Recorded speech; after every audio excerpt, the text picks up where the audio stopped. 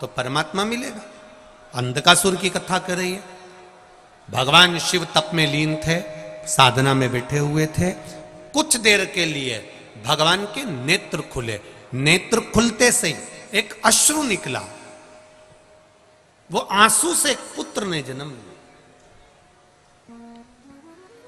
वो अश्रु से एक बेटे ने जन्म लिया जिसका नाम अंधकासुर था। एक लड़का जन्म लेता है, एक पुत्र जन्म लेता है, अंधकासुर।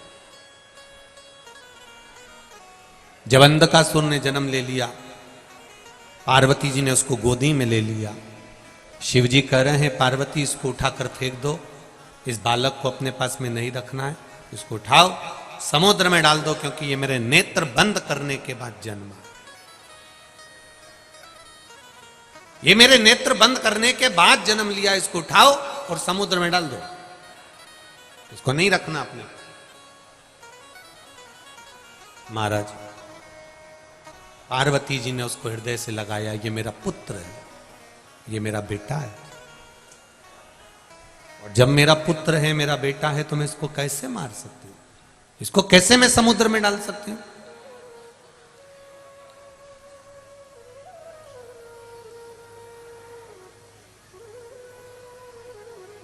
इसको मैं समुद्र में नहीं डाल सकती, इसको मैं समुद्र में नहीं फेंक सकती। माता पार्वती जी ने कह दिया।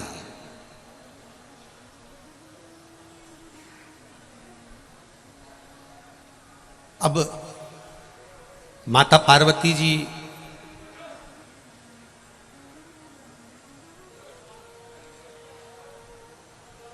शिव जी से कह रही हैं भले कुछ भी हो, पर आपके द्वारा प्रकट हुआ है, इसलिए मैं इसको रख रही हूं गोदी में। इसको इसलिए मैं गोदी में ली हुई हूं, इसको मरने नहीं दूंगी मैं, मना कर। शिव जी नहीं माने। शंकर भगवान ने कहा पार्वती तुम जानती नहीं हो, इसको फेंक दो, समुद्र के अंदर ले जाओ और डाल दो इसको। शंकर भगवान के कहने पर माता पार्वती जी ने उस बालक को, अंधकासुर को समुद्र में डाल दिया। हिरण्याक्ष ने उसको पाल पोस कर बड़ा कर लिया। हिरण्याक्ष के प्राण छूट गए। अंधकासुर अकेला रह गया। अकेला रहा तो उसने ब्रह्मा जी से वर प्राप्त करा कि मुझे वर दीजिए कि मैं कभी मरूं ना, मेरे प्राण कभी नहीं छूटे, मेरे प्राण जाए ना, ये वर मुझे दे दो। ब्रह्मा जी ने कहा ऐसा हो नहीं सकता, मरना तो पड़ेगा। आपको कथा में पहले भी कहा, चाहे बादाम खाओगे तो भी मरोगे, नहीं खाओगे तो भी मरोगे, मरना तो है, निश्चित है, प्राण तो छूटेंगे। पहले भी कहा कथा सुनोगे तो भी मरोगे, नी सुनोगे, बोलो बोलो जम के बोलो, तो भी मरोगे। रोटी खाओगे, अरे बोलो तो भी मरोगे, नी खाओगे तो भी मरोगे। डेंटिंग पेंटिंग कर लोगे तो भी मरोगे, और नी करोगे तो भी मरोगे। मरना तो है। सियोर वाला महाराज कह दे कि मैं तुम्हें मरने से बचा लूंगा, या कहीं का महाराज हो वो कह दे कि मैं तुम्हें मरने से बचा लूंगा, तो फालतू की बात है। ये तो सब बेवकूफ बनाने की बात है कि तुम बच जाओ। मरना तो निश्चित है।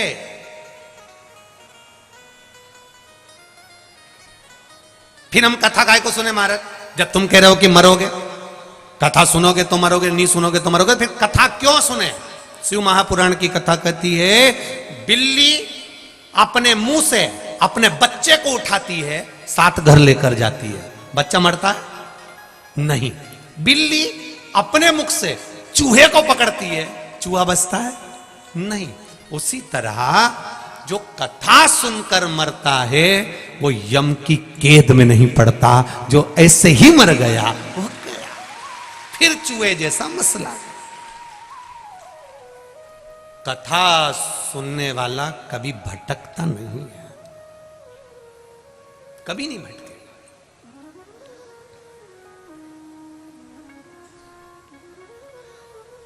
इतने सारे लोग बैठे हो, मान लो चाबी तुम्हारी कहीं खो जाए घर की, अभी तुम यहां से जाओ और चाबी तुम्हारी कहीं खो जाए, परेशान होगे कि नहीं होगे? अरे बोलो तो जम के। हो गए ना, फिर क्या करोगे? मैं वापिस जाती हूं, मैं जहां बैठी थी वहां पे ढूंढती हूं, फिर आई, फिर ढूंढी, नहीं मिली। अब क्या कर रही है? मैं उसी रास्ते पे जाती हूं जहां मेरी चाबी से मैं आई थी ना, तो चाबी तो मेरे पल्लू में ही थी, चाबी तो मैं लेके गई थी, चाबी तो हमारा कमर में खुशी हुई थी, फिर चाबी कहीं का, फिर उस रास्ते भर चाबी ढूंढती ढूंढती, पड़ोसन भी पूछ रही क्या हो गया, चाबी नहीं मिल रही। ढूंढती ढूंढती ढूंढती ढूंढती आई। चाबी भूल जाओगे, चाबी छोड़ जाओगे तो घर जाकर कितनी परेशानी देखना पड़ेगी, जरा विचार करो। चाबी गुम जाए, मोबाइल गुम जाए, किसी बाहर मुंबई गए और तुम्हारे पास में से एड्रेस गुम गया या मोबाइल नंबर गुम गया, कितना परेशान हो गए। एक चाबी गुम जाती है तो परेशान होना पड़ता है, वापिस लौट कर आकर चाबी ढूंढना पड़ता है। उसी तरह मरते समय परमात्मा का नाम भूल गए तो वापिस आना पड़ेगा, ढूंढना पड़ेगा, फिर ढूंढो, वापिस ढूंढो। चाबी खो जाए तो कितना परेशान होना पड़ता, वापिस आओ, देखो मिलेगी, फिर परमात्मा का नाम भूल गए, मृत्यु के समय पर, अंत समय पर परमात्मा याद नहीं आया, राम कृष्ण शिव मेरा याद नहीं आया, अंतिम समय में प्राण छूट रहे, भगवान याद नहीं आया, संसार में आसक्तियों में, वासनाओं में, तृष्णाओं में पड़े रहे, नहीं आया परमात्मा याद, चाबी गई। फिर भगवान से कहा, प्रभु मुझे एक बार फिर जन्म दे दो। 84 लाख योनियां मनुष्य की जो पीछे की 83,99,999 जो योनियां काट कर 84 लाख योनि में पहुंचे हो, वो ऐसे ही थोड़ी ना पहुंच गए, वो चाबी के चक्कर में आना पड़ रहा है कि भगवान के द्वार पर जाने की वो चाबी कौन सी है, तो वो चाबी कोई दूसरी नहीं, श्री शिवाय नमस्तुभ्यम, वो चाबी है जो मंजिल तक पहुंचा दे। ये पत्राएं देखिए,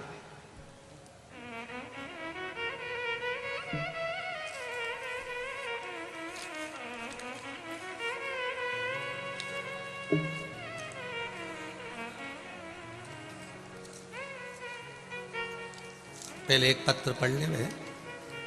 श्री मीरा सोनी अयोध्या उत्तर प्रदेश से आई हैं, कहीं बैठी हो मीरा जी सोनी अयोध्या उत्तर प्रदेश से, तो हाथ हिलाइएगा, कहीं बैठी हो तो, कहीं दिख रही हो तो हाथ जरूर हिलाइएगा, कहीं दिखी हैं, पीछे हैं का, हाथ ऐसे हिला तो हमको दिख जाओगे, हाँ दिख गई बिल्कुल आखिरी में हो, ठीक ठीक ठीक है। मीरा जी सोनी अयोध्या उत्तर प्रदेश से आई हूं। जमुना प्रसाद जी सोनी, पहले तो मीरा जी सोनी और जमुना प्रसाद जी सोनी आपको नमन करता हूं, क्योंकि आप मेरे रामलला की भूमि से आई हो, आपको प्रणाम करता हूं। आप राघव जी की धरा से आई हो, अयोध्या से आई हैं, आपको नमन करता हूं। गुरुदेव, मैं अयोध्या की निवासी हूं, मेरे बेटे की नौकरी नहीं लग रही थी, मेरा बेटा बहुत परेशान था। मैं 2020 से आपकी कथा सुन रही हूं, मैं सीहोर भी गई थी, सीहोर में मैंने आपकी कथा सुनी और पंडाल में बैठकर मैं बाबा भोलेनाथ से बोलकर आई थी कि कुबेरेश्वर बाबा की धरा पर कथा सुनने का महत्व गुरुजी बोलते हैं। तो बाबा मैं कुबेरेश्वर की धरा पर आई हूं, सीहोर आई हूं, मेरे बेटे की नौकरी लगा दो, मैं पुनः किसी भी पंडाल में जाकर कथा जरूर सुनूंगी। गुरुजी बाबा के आशीर्वाद से, भोलेनाथ के आशीर्वाद से मेरा बेटा उत्तर प्रदेश पुलिस में उप निरीक्षक दरोगा के पद पर चयनित हो गया है, इसलिए मैं बाबा को प्रणाम करने इस पंडाल में पहुंची हूं। मीरा सोनी, जमुना प्रसाद सोनी, अयोध्या उत्तर प्रदेश, प्रणाम करता हूं। मीरा जी बहुत बहुत बधाई आपको, जमुना प्रसाद जी बहुत बहुत बधाई। बैठिए, एक पत्र और देखिए, बड़ा सुंदर है। मेरा नाम पुष्पा अवस्थी है, मैं ऋषि नगर शुक्लागंज उन्नाव में रहती हूं, कहीं बैठी हूं तो हाथ हिलाइएगा, कहीं बैठी हो तो दोनों हाथ हिलाइएगा। पुष्पा अवस्थी, कहीं दिख रही हैं, दिख रही क्या उधर? पुष्पा जी हमें नहीं दिख रहे हो, आप हाथ हिला दीजिए एक बार, जिससे कैमरे वालों को आप दिख जाएं, भले हमें ना दिख रहे हो। दिख गए कैमरे वाले को? राइट वाले पंडाल में है, सीधे हाथ पे जो पंडाल है वहां पर। दोनों हाथ हिला दो एक बार पुष्पा जी आप। हाँ आप ही हैं, दिख गए, ठीक है ठीक है। श्री शिवाय नमस्तुभ्यम। गुरुजी मैं शिव की महिमा का क्या बखान करूं, शब्दों में वर्णन नहीं। मेरा बेटा पीयूष अवस्थी बैंक की परीक्षा की तैयारी कर रहा था। सन 2020 से ग्रेजुएशन हुआ। 2020 में पूरा करने के बाद जब मेरे बेटे ने 2021 में बैंक की परीक्षा देना शुरू किया, क्लर्क की परीक्षा में सिलेक्शन नहीं हुआ। तब हम लोग बहुत परेशान हो गए, कुछ समझ में नहीं आया। तब मैंने आपका बताया हुआ उपाय महाशिव पुराण से पशुपतिनाथ का व्रत करना शुरू किया। अगली परीक्षा का फॉर्म आया, बैंक में असिस्टेंट मैनेजर का पोस्ट की परीक्षा हुई। पहले हमने क्लर्क की परीक्षा दी, उसमें नहीं हुआ, हम हताश हो गए। तब असिस्टेंट मैनेजर की परीक्षा का पहला चरण पास आने के लिए बाबा से विनती करी। लड़का बहुत मेहनत कर रहा था, मैंने उसको शिवजी के मंदिर भेजना चालू करा। पढ़ाई के साथ में शंकर पर विश्वास करा और बाबा की कृपा से पहला चरण पास आने लगा। और पास आते आते पढ़ाई में आपके बताए गए उपाय करते रहे। मैं हर सोमवार पशुपति व्रत करने जाती थी। पहले चरण की परीक्षा वाली सुबह बेटे से बेलपत्र पर शहद लगवा कर भेजा। शिव मंदिर जाके बेलपत्र चढ़वाई और बाबा की कृपा से मंत्र कुंदकेश्वर महादेव का नाम लिया। शहद वाला बेलपत्र का प्रयोग करा। महादेव की कृपा से पहला चरण मेरा बेटा पास हुआ। मेरी पूजा भी साथ साथ चलती रही। जिस दिन परीक्षा का दूसरा चरण था गुरुदेव, 22 जनवरी 2022 को कड़ाके की ठंड पड़ रही थी और बहुत तेज ठंड थी गुरुदेव। पता नहीं बाबा परीक्षा ले रहे थे। रेनकोट पहनकर बेटा पन्नी बांधकर तब बेटा और पति मोटरसाइकिल से मंदिर की ओर निकले। बेटे ने मेहनत बहुत करी थी गुरुदेव और शिवजी को जाकर बेलपत्र फिर लगाया। बाबा को बेलपत्र चढ़ाकर शहद लगाकर बाबा को आए। महादेव की कृपा से गुरुदेव दूसरा जो इंटरव्यू हुआ उस समय पर मेरे बेटे को फाइनल रिजल्ट आ गया और मेरा बेटा मैनेजर की पोस्ट पर जाकर बैठ गया। ये शिव की कृपा है। असिस्टेंट मैनेजर का जो रिजल्ट आया गुरुदेव, बाबा की कृपा हुई, मेरा बेटा यूको बैंक में असिस्टेंट मैनेजर की पोस्ट पर बैठा है। मैं बाबा को धोख लगाने आई हूं। बैठिए पुष्पा जी, बहुत बहुत बधाई आपको। श्री शिवाय नमस्तुभ्यम। तीसरा पत्र भी देखिए जिसमें एक बहुत बड़ी कंपनी में एक साधारण सी मां के बेटे की नौकरी लग जाती है। कितनी खुश होकर कहती है, हंसु त्रिपाठी दिल्ली करवाल नगर से आई हैं। कहीं बैठी हो अंशु त्रिपाठी? कहीं बैठी हो तो हाथ हिलाइएगा। आप ही हैं? श्री शिवाय नमस्तुभ्यम। दोनों हाथ हिला दीजिए। अंशु त्रिपाठी, पशुपतिनाथ के व्रत का क्या मैं वर्णन करूं। 5 से 6 महीने से कई इंटरव्यू दे रहा था परंतु कोई आराम नहीं था। मेरा बेटा उस इंटरव्यू में निकल नहीं रहा था। तब पशुपति व्रत करना प्रारंभ करा और शिवजी पर जल चढ़ाना प्रारंभ करा। बाबा की कृपा देखिए, 5 व्रत पूरे भी नहीं हुए थे और 2 व्रत बचे हुए थे। तब मेरे बेटे ने कंपनी में कॉल किया और कंपनी से कॉल आ गया और बाबा की कृपा से मेरे बेटे को एप्पल की कंपनी में सबसे बड़ी पोस्ट पर उसकी नौकरी लग गई। मैं बाबा को धोख लगाने आया हूं। बहुत बहुत बधाई। हिमांशु त्रिपाठी जी आपको बहुत बहुत बधाई। श्री शिवाय नमस्तुभ्यम। बैठिए। हर हर महादेव। शिव पर करा गया भरोसा, भगवान शंकर पर की गया विश्वास। और यहां पर भी कहकर जा रहा हूं, बाबा देव अधिदेव महादेव आनंदेश्वर की इस धरा से कहकर जा रहा हूं, शिव महापुराण पर विश्वास करना, शंकर की वाणी पर विश्वास करना, मेरे ओघड़ दानी पर विश्वास करना, भरोसा रखना। संसार धोखा दे देगा पर मेरा महादेव कभी धोखा नहीं देगा, ये निश्चित है। आज कौन तारीख है? 21। कल कथा का समापन है। कल की जो कथा होगी वो दिन में नहीं होगी, टीवी चैनल पर और मोबाइल पर, फेसबुक यूट्यूब पर दिन में वही 2 बजे से 5 बजे आएगी। पर यहां जो कथा होगी वो सुबह 9 बजे से 12 बजे तक होगी। कितनी बजे होगी? 9 से 12।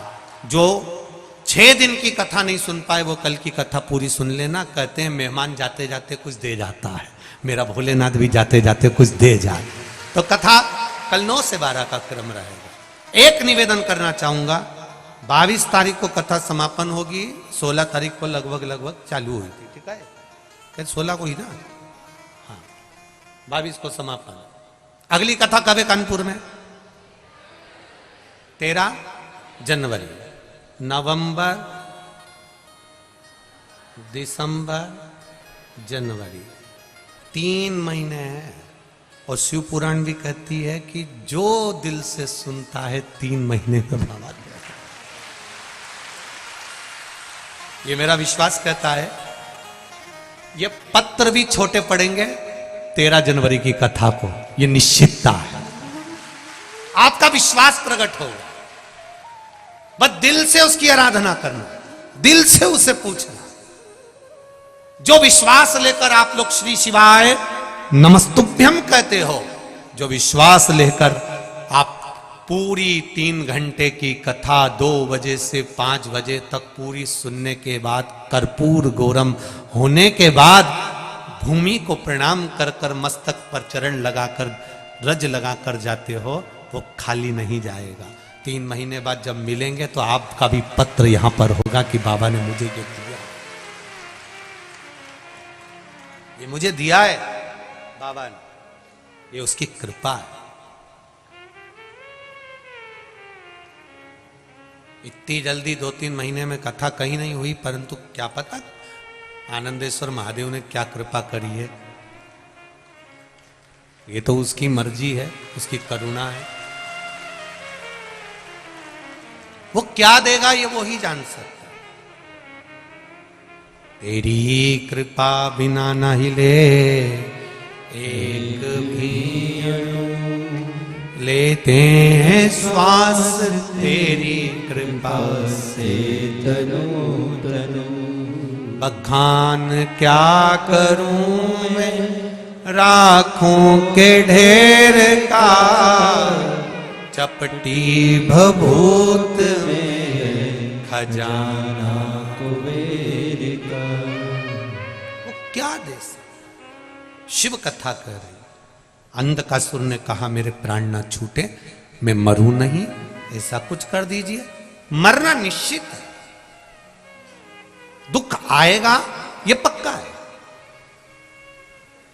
2 कारणों से मनुष्य का शरीर मिलता है, 2 कारणों से मानव का देह मिला है।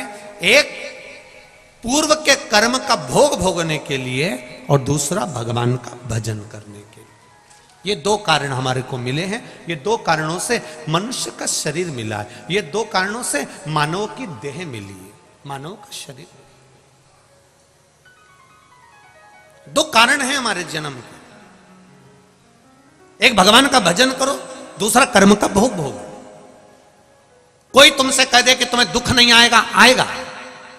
पर शिव महापुराण की कथा सुनी है तो थोड़ा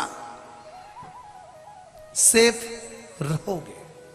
आएगा जरूर, सामने आएगा। ये कोरोना की वैक्सीन काय को लगवाई थी? कई लोगों ने बहुत डराया, हाथ टेढ़ा हो जाएगा, 4-6 दिन तक बुखार आएगा।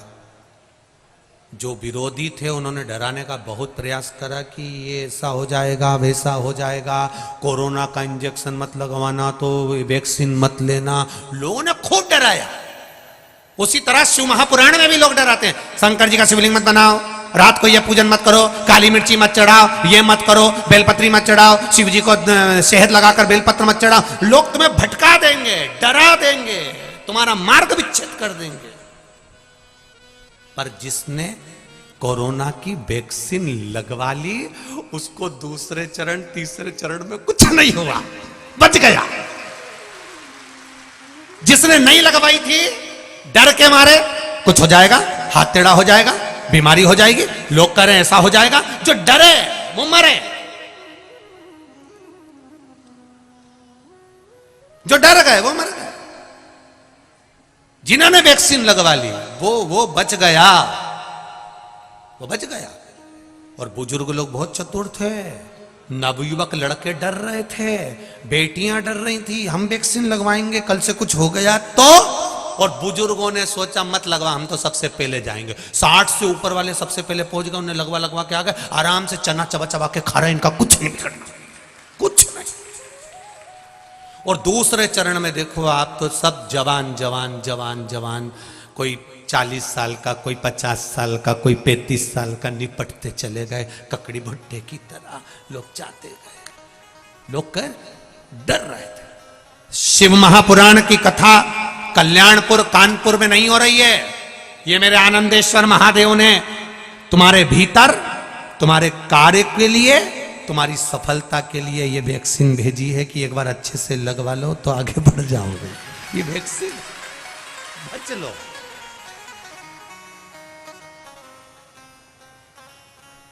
लगाओ वैक्सीन का, वो सुख है। दुख आएगा ये निश्चित है। कोई महाराज तुमसे कह दे कि तुम्हें दुख नहीं आएगा तो ऐसे महाराज जी से हमको भी मिला देना, उसमें कोई दिक्कत वाली बात नहीं है। दांत में दर्द भी होगा, हाथ में जकड़न भी होगी, शरीर में कष्ट भी होगा, घुटने भी दुखेंगे, शरीर भी दुखेगा, ये निश्चित है। पर अगर शंकर भगवान पर विश्वास किया, भरोसा करा, एक बेलपत्र या शंकर जी पे चढ़ा हुआ जल का आचमन करा, तो ये जरूर है कि जैसे वैक्सीन धीरे धीरे काम करती है और फिर आप पर कोरोना को हावी नहीं होने देती, उसी तरह हमारे दुख को हमारे ऊपर ये शिवपुराण हावी नहीं होने देती, बचा लेती, बचाएगी शिवपुराण। जिसने दिल से सुनी है वो सामने आकर खड़ी हो जाती है, ये प्रूफ है। क्लर्क की नौकरी नहीं देना थी भगवान को, सीधे मैनेजर की पोस्ट देना थी, तो नहीं करवाया, वो टूट गई। उन्हें लिखा है कि मेरा दिल टूट गया, हृदय टूट गया कि मैंने पशुपति व्रत करा और मेरे बेटे का नहीं हुआ।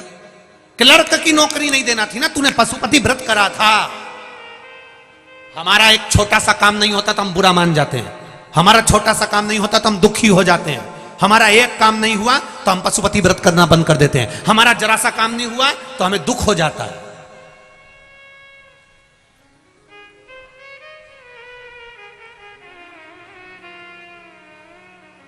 एक छोटा सा काम नहीं हुआ तो हमें दुख हो गया। जरा सोचो परमात्मा ने क्यों नहीं करा, तुम्हारे व्रत करने के बाद भी भगवान ने क्यों नहीं सुना?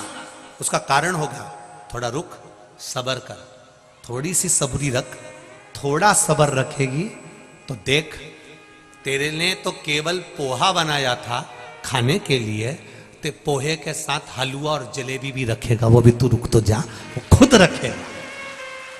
तू थोड़ा सा विश्वास तो रख, रुक थोड़ा, संभल थोड़ा, घबराना नहीं कि मैंने व्रत करा, मैंने उपास करा, मैंने शिव जी की आराधना करी, मैं रोज एक लोटा पानी चढ़ाने जाती हूँ, मैं शंकर जी के मंदिर जाती हूँ, मैं आनंदेश्वर महादेव के मंदिर जाती हूँ, मैं शिव जी की आराधना करने जाती हूँ, भगवान मेरी नहीं सुन रहा, थोड़ा रोक, शांति रख, संभल। शिव जी के भजन को और विश्वास की जरूरत है।